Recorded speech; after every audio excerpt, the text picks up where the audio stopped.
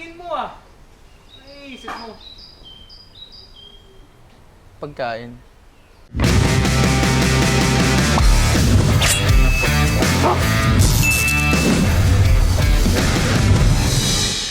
So maraming nanood nung part 1 natin ng food tray business, di ba? So gawa tayo ng part 2 ngayon. Di ba? Siyempre, tulad ng unang episode, tulong pa rin yan ng ating mga kaibigan mula sa Nor Professional. Grabe naman. Di ba? Dahil tulong to sa pagpapababa ng costing natin at siyempre, pagde-deliver ng masarap na pagkain. Di ba?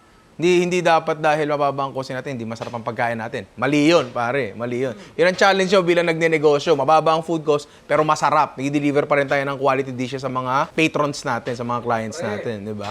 So ngayon, nag-iisip ako ng panibagong tema ba ng lulutuin natin. Ngayon, magluluto tayo ng buong manok. Pero ano to, naka-format to para sa, food trays. Di ba? So, hindi to fried chicken, hindi to kahit ano. Well, technically, isa fried chicken. Dahil ko sinabi, simulan na natin yan. Ito ang manok natin, pare. Chill na chill pa sila. Oh. Tropa yan. Papahinga lang yan. Etong manok na to ay 1.5 kilos. Diba? May mga benefit ang paggamit ng buong manok para sa mga party trays na ganito. Una, mas festive siyang tingnan. Kasi isang buo siya. Diba? Parang lechon. Diba? Gusto natin siya ng buo. I mean, kung titingnan mo, mag-serve ka ng isang, say, bucket ng fried chicken na putol-putol with the same, weight, hindi siya ganun ka-festive, unlike pagka isang buong manok yung makikita mo, di ba? Isa pa, mas mura ang buong manok kaysa sa choice cuts. Kasi buo siya, di ba? Parang ganun. So, ito yung gagamitin natin, 1.5 kilos uli siya, di ba? Magpo-provide pa rin ako ng costing sa dulo ng episode na to kasi maraming natuwa dun sa part na yun ng video natin last time. So, bago tayo magsimula dito, meron tayong prep lang para sa manok natin. Iyaan natin to, spatchcock kung tawagin. Ano? Spatchcock, yan. Puputulin lang natin to. Puputulin natin yung gitnang yan. Ngayon, malamang to, pwede nyo itong ipagawa doon sa binilan nyo ng manok. Malamang pwede na yun. Pero kung hindi naman, kayo na gumawa, madali lang naman to O kaya ng kutsilyo, diba? Tapos basically, bibiyakin nyo lang yan. Ganon. Bibiyakin nyo lang yan na ganyan. So maraming paraan doon. Yung iba, tinatanggal pa actually yung backbone. Ako hindi na. Kasi gusto ko, mas kakainin din nila yan di ba? Okay, biyakin na natin. Pwede kayo magsimula sa gitna. Yan, mararamdaman nyo agad yan Yan. Hindi naman siya mahirap gawin. Dahan-dahan lang. Make sure lang na hindi nyo maihiwa yung yung yung breast mismo. Ganon din dito sa sa may bandang leeg.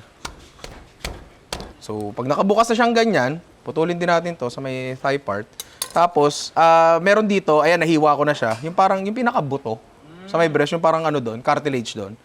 Higaan siyang ganyan, tapos puputulin yung buto. Yon.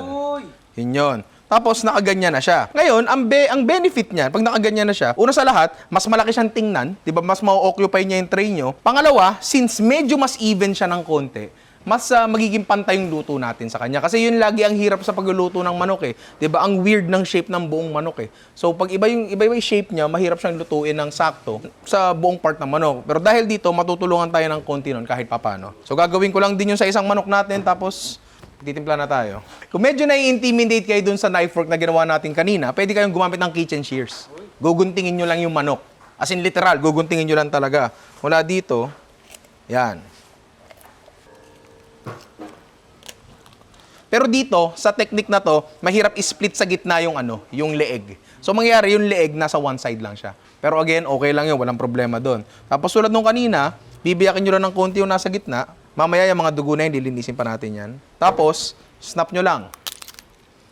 Mas madali siya, di ba? Mas madali, mas mabilis, and mas safe. So bahala na kayo kung anong tingin nyo mas okay doon. Parehas gagana yan, parehas maganda resulta niyan. Timpla na tayo, pare. So dahil nagpo-provide na naman tayo ng costing dahil ito ay pang negosyo, andito naman ang ating kaibigan na timbangan. Again, may mabibili kayong mura niyan sa halagang 100 plus lang. Search nyo lang sa internet. Ngayon, gagawa tayo ng brine. Diba? Alam nyo na yan. Madalas tayo nagbabrine dito. Diba? Kahit anong bagay na maalat, pwede nyong gawing brine yun. Provided makukuha nyo yung tamang salination niya. Wow. Salination. Salt levels lang yun. Kung gano'n lang siya kaalat, yun lang talaga yun. Na-google ko lang kagabi yun. Kailangan natin dito ng 1 liter ng tubig. As far as water goes, 1 liter is 1 kilo ng tubig. Oh, sumobra, matabang na yan. Hindi, okay lang yan.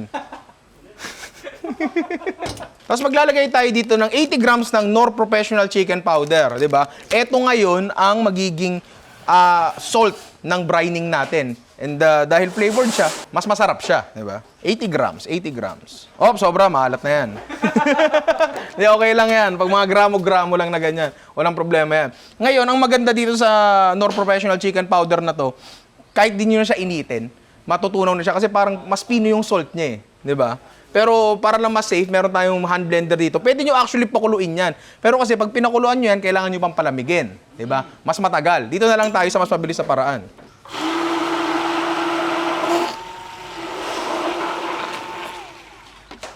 Okay, yun. Tunaw na agad siya, di ba? Hindi ko ata nasabi ko saan natin gagamitin to. Saan? Itong brine to, gagamitin natin to sa ating sweet soy chicken. Yan, doon natin siya gagamitin. Doon natin siya gagamitin. Basta, ano to, sobrang simple, sobrang sarap, sobrang... yun. For the lack of better term. Kuha tayo ng isang manok natin, kahit alin dyan. Tapos ilulubog natin to, meat side down. Yan. Op, kumasya ka. Huwag kang tatapon. Huwag niyo akong gayahin, kumuha kayo ng mas malaking lalagyan. Di ba? Tsaka nga pala, ang costing nito medyo lalabas ng mas mataas ng konti kasi again, nagluluto lang tayo ng isang portion. Ngayon, kung dadami yung ano nyo, imamarinate nyo, mas liliit yung costing ng ano nyo, ng brine nyo, di ba? Kasi mas maraming kayang i-accommodate na manok yon. Proceed tayo dun sa pangalawa nating manok. I-ref ko muna to.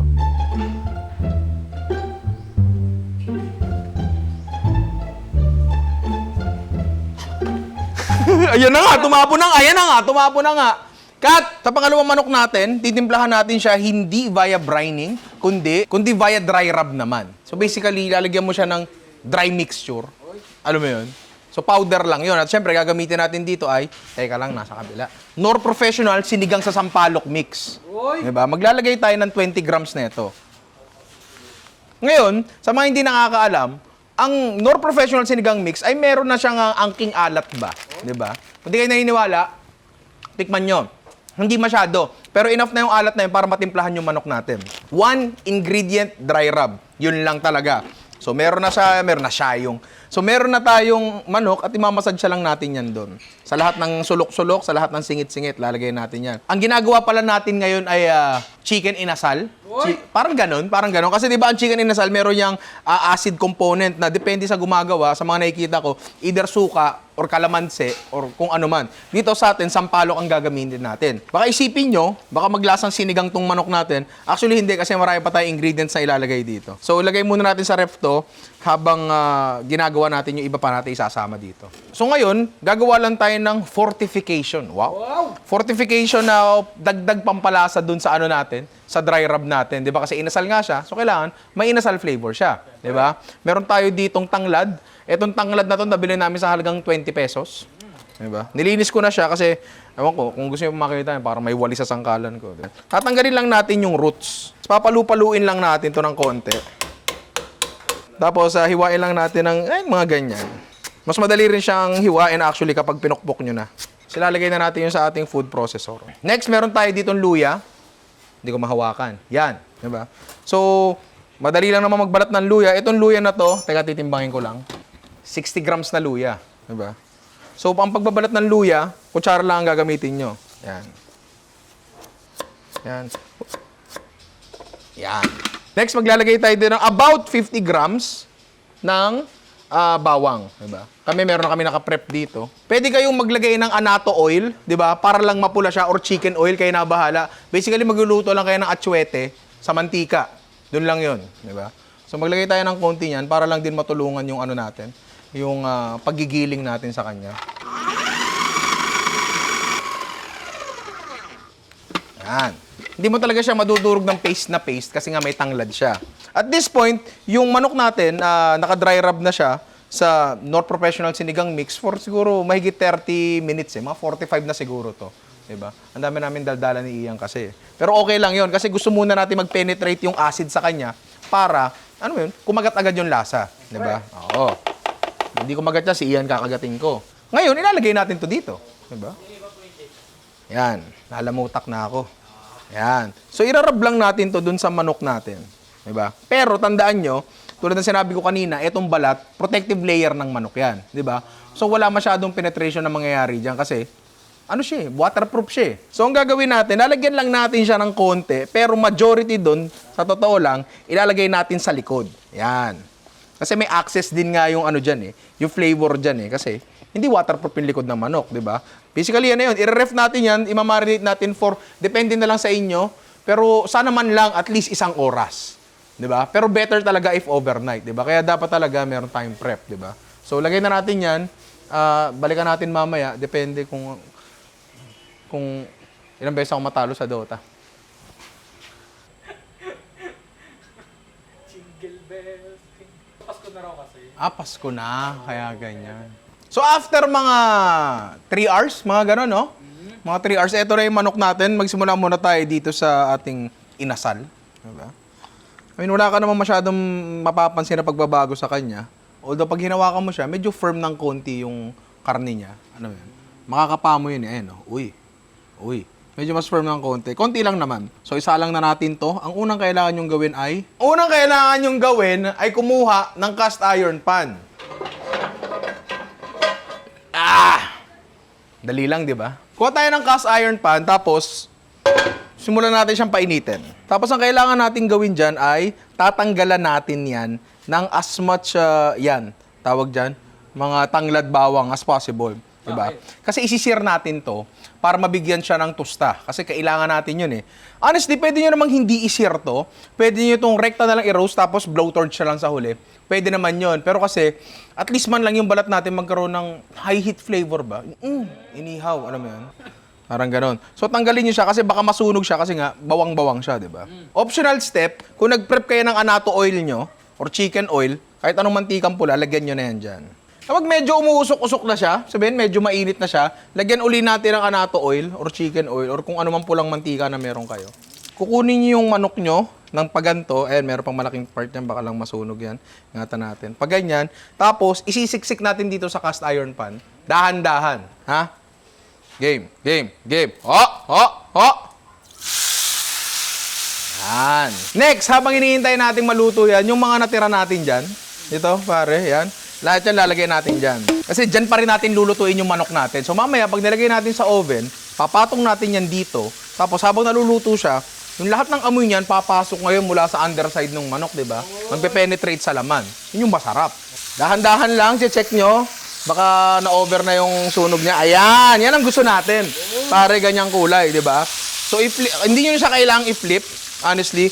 Kasi, hindi na natin isisir yung kabilang side eh. So, kunin na natin yan. Kasi tataob natin dito. Di ba? Kamusta yung kulay, pre? Okay naman, di ba? Barg yan. Sunod na sinabi ko, ilalagay natin sa ilalim or kahit sa tabi na lang, pwede na yon. Tapos bago natin isalang, lagyan pa natin ng anato oil or chicken oil sa labas kasi kailangan talaga nating makuha yung yung pagiging pagiging orange niya ba. Pag okay na siya, pwede natin isalang sa oven to. Meron tayong preheated na oven dito ng 180 degrees Celsius. Yan. Mga naman siyang okay. Tapos, lulutuin natin to sa tansya ko start checking after 30 minutes. Diba? Mas maganda kung meron tayong meat thermometer na ipapasok natin sa pinakamakapal na part ng breast ng manok, diba? Para ma-check nyo kung tama ba siya. Ang hinahanap natin temperature, I think, ay 160 or 155. Ito-double check ko yun mamaya. Kung wala naman kayong meat thermometer, bibili naman kayo ng timbangan eh. Bili na rin kayo ng meat thermometer, diba? Baka mamaya masarap yung pagkain nyo, hilaw naman. Again, pang-business kasi to, kaya medyo mag-iingat tayo. Di ba, pare? Totoo. Di ba, pare? Tama. Di ba, pare? Tama. Tama yun, magbe-bare months na. So, balikan na lang natin ito maya-maya. So, ngayon, anong gagawin natin? Dota? Oh. Tara. So, habang nakasala nga yung manok natin doon, pwede nating ihanda yung pangalawa nating manok, di ba? Ano siya, di ba sabi ko parang soy chicken siya. Parang ganon. Pero i-deep fry natin siya ng buo. Siyempre, ang first step doon, gagawa muna tayo ng breading mixture natin. And nandito naman ang ating mahiwagang timbangan dahil kailangan nating magsukat. Di ba? Sisimula tayo sa 350 grams ng all-purpose flour. Sobra dos. Matabang na yan. Hindi, okay lang yan. Tapos, about 150 grams ng cornstarch. Tatagdagan ko pa ba yan? Ito, sakto 1 gram to. Tapos, about 20 grams ng Knorr Professional Chicken Powder. Haluin nyo lang mabuti para ma-disperse yung natin, mga ingredients natin. Ito na nga yung manok natin. Yan, after siya i-brine. Dito, wala tayong breading station. Ha? Wala tayong breading station dito. Kasi ang gusto kong mangyari dito, mabigyan to ng pinakamagandang coating for sa pinakamababang presyo, 'di ba? So wala tong coating, wala tong iba pang breading. Ano lang to, harina mixture lang to, wala rin tong itlog. Lalagay natin 'yan diyan. Tapos, yun, lalagyan lang natin siya ng harina. Tapos ire-rest pa rin natin to, again, presentation side down. 'Di ba? Ire-rest natin siya dun sa harina habang hinihintay natin na ano to, na uminit yung mantika natin. Tak tak tak tak tak tak tak tak tak. Ow! Sabay pa. Ang galing mo doon, ha? Ang galing mo ron, ha? Okay. Tapos, ilalagay na natin siya doon. Presentation side down muna. Ha? Okay. Okay. So, mainit yung mantika natin kasi gusto muna natin na mag-set agad. Mag-set agad yung pinaka-breading niya. Diba? Para kumapit siya agad. Tapos, pinatay ko yung apoy kasi dahan-dahan natin siyang lulutuin para, ano mo yun, hindi masyado ma-overcook. Kasi as much as gusto natin sabihin na lasa ang nagmamatter, which is true naman talaga, syempre, kailangan din talaga maganda siya. Yan, hindi naman siya napunit. Tapos medyo paliguan nyo ng konting ganyan. Habang niluluto mo siya dahan-dahan. Siguro kailangan maluto nyo to sa medium to low temp ng around mga probably mga 15 minutes. Binaliktad ko siya, siguro twice ko na siya binabaliktad para lang ma-promote yung even cooking. Diba? Dito ngayon lalabas yung isang issue sa costing. Ang dami nating mantikang ginamit dito, mga 2 liters yan. Diba? Ngayon, paano ngayon sa costing yan? Paano nyo ngayon ilalagay yung 2 liters bang ilalagay nyo per manok? 10 manok, 5 manok? Medyo mahirap talaga pagdating sa mantika. So medyo i-estimate talaga natin ng konti yun. Diba? Kasi tulad nga na sinasabi ko, mentras dumadami yung lulutuin nyo, mas makakamura kayo, 'di ba? Also when you buy in bulk, kaysa bumibili kayo ng mga litro-litro na say mantika, ganyan, pwede kayong bumili ng isang lata. Tulad din itong Knorr Professional Liquid Seasoning na to, Knorr Professional Chicken Powder, Knorr Professional Sinigang Mix, medyo malalaki na yung packaging niya, 'di ba? So mas makakatipid talaga kayo. Ito pa, 'di ba? Ito yung mga problema sa costing kasi. Tulad ito, ito yung natirang harina. Sabi ko nga sa inyo, enough yan mga 2 hanggang 3 manok. 'Di ba? So, pag 2 yung niluto nyo, kayang-kaya. 'Di ba? So, kung medyo natataasan kayo sa costing, i-consider nyo rin talaga na, alam mo yun, bababa pa yan pag dumami yung lulutuin nyo. Yan! Oy! 'Di ba? Meron pa tayong mga 5 minutes left dito sa sa manok na to. So, etong manok natin dito, tara pare, tinan mo to. Again, kung may thermometer kayo, pwede yun. Pero dito, konti pa siguro. Siguro about mga last 10 minutes siguro. So yan, after mga 15 minutes, eto na siya, pare. Oy! 'Di ba? Yan. Lalagay ngayon natin siya dito sa lalagyan natin na butas-butas para, yung mantika, pumunta sa baba. Ngayon, kailangan nating palamigin to. 'Di ba? Kasi, anong nangyayari dyan, meron pa rin remaining na init dyan, nandun sa loob ng manok, na niluluto niya pa yung sarili niya. 'Di ba? Pero mamaya, ang mangyayari, since merong evaporation na nangyayari, na maa-absorb ng coating natin, medyo yung coating natin lalambot ng konti. 'Di ba? Doon ngayon papasok yung second frying. May second frying to, mostly para sa exterior na lang to. 'Di ba? So, palagay ko okay na ako dito. Siguro ang susunod natin gagawin dito is yung sauce nito. Madaling-madali lang din yun. So, palagay ko okay na rin yung inasal natin. Pare. Uy! Yun. I am very confident that this is cooked. Pare, hindi siya hilaw. Okay. So, palalamigin lang natin ng konti to. Tapos sisimulan na natin yung sauce nga natin ng soy chicken. Andito naman ang ating mahiwagang timbangan dahil magsusukat na naman nga tayo. Magsisimula tayo sa Knorr Professional Liquid Seasoning, pero hindi nga para natin susukatin to by weight. Nagamit tayo ng volume. Nalagay tayo dito ng 1/4 cup. Knorr Professional Chicken Powder, 10 grams. Tapos brown sugar, 100 grams. Bakit kanyo marami yung brown sugar? Kasi glaze nga eh. Pag glaze, matamis talaga, pare. Sobra ng 2 grams, sobrang tamis na yan. Hindi, joke lang. Sasalang na natin yun. Gagawin lang natin, kailangan lang natin tunawin yung asukal. Habang tinutunaw natin to, bibigyan ko lang kayo ng tip sa adjustment ng mga timpla nyo versus sa costing, di ba? So, pag, alam ba, gumagawa kayo ng gantong soy glaze nga, tulad nga nito, di ba? Tapos, napansin nyo, kulang sa tamis. Ang gagawin nyo lang, basta konti lang yung tikim as in very negligible yung amount, enough lang para malasahan nyo. Lalagyan nyo ngayon siya ng, say, kulang sa tamis, asukal. Tapos i-note nyo, i-add nyo dun sa initial na ingredients nyo. Diba? Para hindi ka nagawa ng batch 1, batch 2, batch 3. So, eto na siya. Mukha siyang matubig. Mainit pa kasi siya. Mamaya kapag lumamig siya, lalapot ng konti ito. And kung gusto nyo pa talaga siyang palaputin ngayon, pwede nyo pa siyang lutuin ng mas matagal para lang mag-concentrate pa yung asukal natin, mag-evaporate yung tubig, lalapot siya. Pero sa akin, goods na to. Kung gusto nyo lagyan to ng sesame seeds, pati hindi, lagyan nga natin ng sesame seeds. Siyempre, titimbangin din natin yun. 5 grams. 5 grams ng toasted sesame seeds, di ba? Okay na to. Ang next nating gagawin ay, ano nga ba? Plating. Plating? Oo. Plating na ba? Kakain na. Kakain na? Oo. Oo. Talaga? Oo. Do-double fry pa natin yung manok natin, ikaw naman, no? So, eto na nga, pinainit na natin ang mantika natin. Yan. Ang manok natin, medyo malamig na ng konti, di ba? Meron tayong spider dito na medyo malaki, para dito talaga yan. Yan. Kasi ang gusto lang natin, lumutong yung balat, di ba? Ganun lang kasimple. So, depende na sa inyo.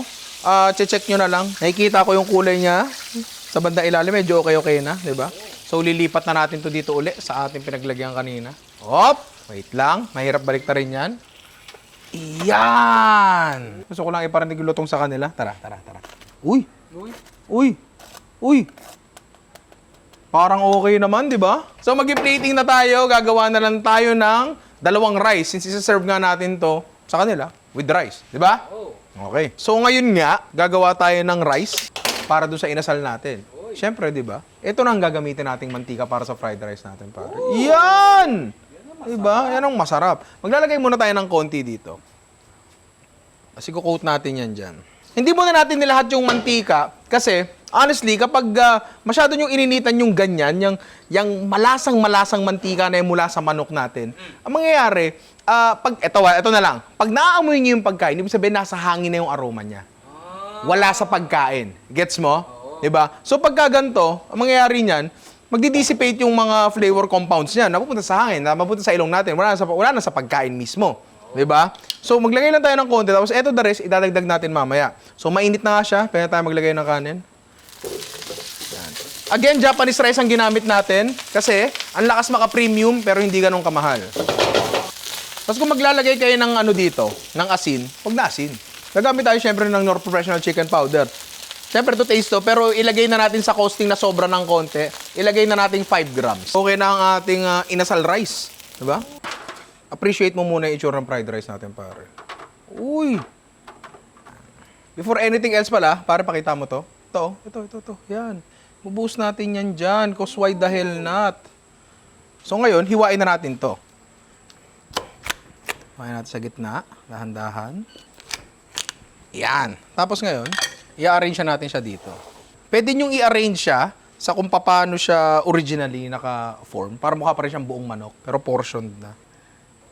Paghiwa-hiwalay nyo na ng konti para mas mukhang puno yung lalagyan natin. Kung gusto nyo maglagay ng side dishes dyan, say atsara o kung anong gulay man, very welcome yun dito. Diba? Ako, tingin ko masasuggest ko sa inyo, maglagay kayo ng ginisang gulay sa ilalim ng manok. Okay din yon. Pero ako, simple lang muna tayo kasi kumbaga kung ilalagay nyo to dun sa menu nyo ng food trays, ito yung medyo lower price version ng konti. Kasi hindi masyado marami yung components niya. Diba? Pero ito kailangan to, pare. Ito yung atsara na ginawa natin kamakailan. Tignan mo to. Yan. Pwede kayo maglagay ng atsara dyan kung gusto nyo. Pero ako, sabaw ang ilalagay ko. Yung sabaw ng atsara. Tapos, for added ganda lang din, meron ulit tayong anato or chicken oil. Lagyan lang natin yung manok. Kahit wag na yung rice kasi nalagyan na natin kanina yan. Yung manok lang mismo. So basically, yan na yun. Gagarnishan na lang natin. And that's basically it. Meron tayong 1, 2, 3, 4, 5, 6, 7, 8, 9, 10.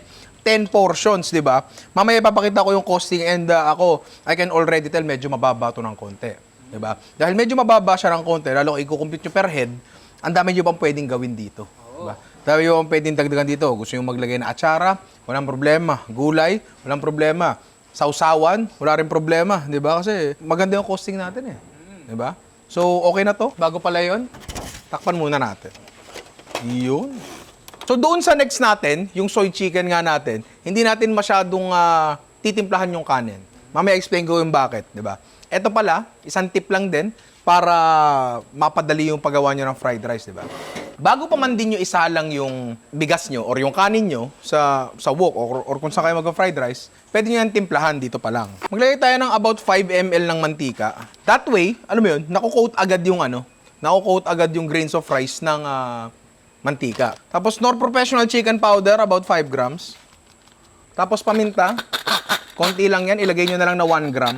Hiwa-hiwalay na natin yung grains of rice and coatingan na natin ng mantika bago pa natin isalang doon. Para mas okay siya. Pero maglalagay pa rin tayo ng konting mantika sa wok natin, syempre. So, ito na wok natin. Pinainit ko na in advance, iba? Nilagyan ko siya ng 10 ml na mantika. Ito rin yung rice mixture natin. Teka lang, wala pa. Dahan-dahan lang. Ayan. Nalagay na natin agad yan dyan. Again, dahil Japanese rice ginamit natin, kailangan lang yan ng konting tulong lang. Konting-konti lang. Yan. Palagay ko, okay na to, pare. Let's go. Plating na tayo. Yun! Kalat lang natin ng konti. At heto na ang ating manok, pare. Tapos hiwain lang din natin ng katulad kanina. 10, di ba? Plating na rin natin tulad ng kanina. Yung quarter leg na nakanibutan ko, hindi ko pala puputulin. Sorry, ano talaga yung memory ko, medyo mapurulan talaga. Hindi, syempre, quality control yun. Tapos ang ating soy glaze. Diba? Na ibubuhos natin sa manok. Yan. Dito rin. Yan. Dito rin. Be generous ha, pare. Be generous kasi yung excess naman ng glaze na yan, babagsak sa kanin yan. Diba? Yun yung dahilan kung ba't hindi natin masyadong tinimplahan yung kanin. Kasi yung glaze ang magtitimpla sa kanya. Ayan, pare, oh. Tinan mo to. Diba? Papasok ngayon yan doon sa mga crevices ng manok natin. Ano? Crevices. Ewan ko.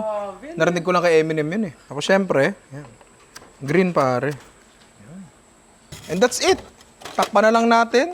So dahil nga tinuturuan ko kayo ng konting racket lang, di ba? Para dito sa dating December, para mas makatipid kayo, meron dyan pinrovide sa baba na link. Di ba? Makakakuha kayo ng 200 pesos off, minimum spend na 2,000 pesos para lang sa, ano mo yun? Konting tulong lang din sa costing, di ba? Tapos meron pang mga Knorr professional recipes dyan sa baba na pwede nyo pang gawin. Pandagdag lang sa menu nyo, di ba? So tikman na natin to, pare. Okay lang ba? Let's go! O, dito na. So sa wakas, ha? Titikim na tayo, pare. Tsaka di ko naman alam na kung gusto mo talaga. Gusto ko talaga. Gusto mo talaga? Kahit hindi mo sabihin. Talagang talaga? Talaga? Talaga. O, teka lang, ako muna titikim. Pare, sa ating chicken inasal rice. Chicken inasal rice. Chicken inasal rice. Yan naman, sobrang excited ko. Nabubulol na ako. Yan. Ang lakas ng amoy ng tanglad. Naamoy mo ba? Oo. Buti na lang, naamoy mo kasi hindi mo matitikman to. So, ako titikman ko na to. Kanin muna. Andun yung lahat ng elemento ng ano ng inasal na hinahanap mo. Diba? May konting asim. Dahil kumatas nga yung juices na nilagay natin kanina pang sangag, diba?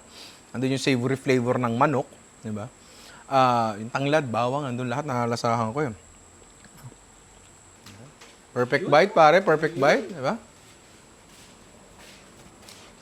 May atsara juice. Alam mo yun? So, bigla may konting tamis. Dahil nga ginawa nating dry rub yung Knorr Professional Sinigang Mix. Pumasok talaga yung lasa niya kasi ang tagal nating binabad pare, 3 hours sa likod at sa harap ng manok. So, kapit na kapit talaga yung lasa ng Knorr Professional Sinigang Mix. Tapos, hindi siya lasang sinigang.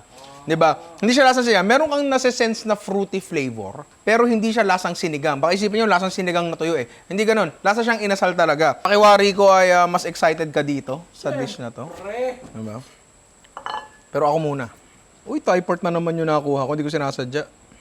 Uy, grabe naman yan. Ganda talaga ng Japanese style, so ang lakas baka social. Kahit di naman talaga sobrang ganong kamahal.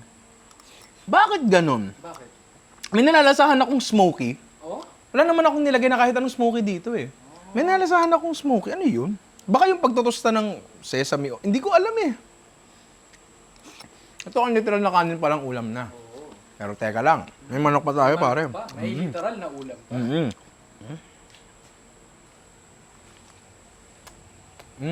Noon ko pa naman din talaga ginagawa na maglagay ng chicken powder sa chicken.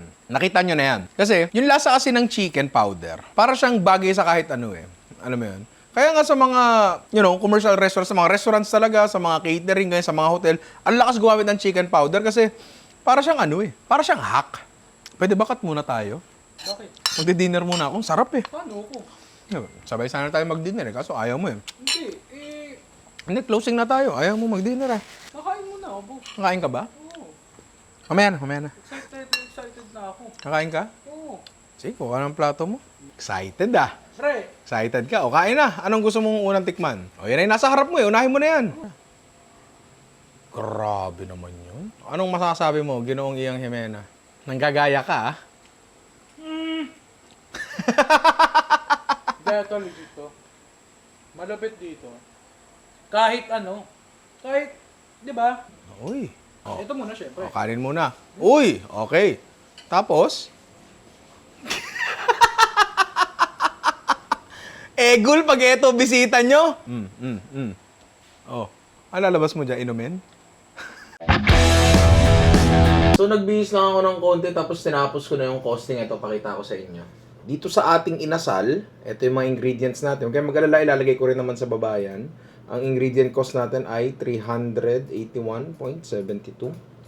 At sa ating sweet soy chicken, ito ang ingredient list and presyo ng lahat. Ang total cost niya ay 424.23. So kung makikita nyo, medyo maluwag-luwag pa yung costing natin. So kayang-kaya nyong i-improve pa yan, no? So yun nga, nasa description yung ano natin, costing sheet natin na pwede nyong i-download. And yun, good luck sa magbi-business. And patikim ako, konti lang. Kung okay lang naman, isang subo lang.